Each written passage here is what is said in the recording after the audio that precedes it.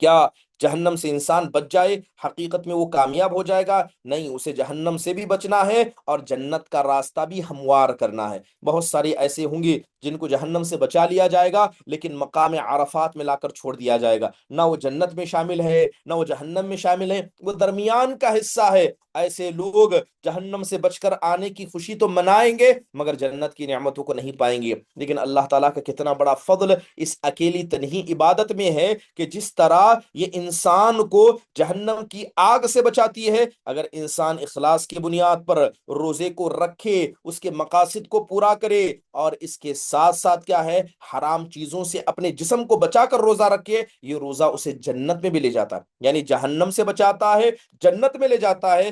گویا ایک ایسا پیکیج ہے جو انسان کی کامیابی کا ضامن ہے کہ جہنم سے بچا دیا گیا، جنت میں داخل کر دیا گیا۔ وہ عظیم عبادت کیا ہے؟ الحمدللہ وہ روزہ ہے۔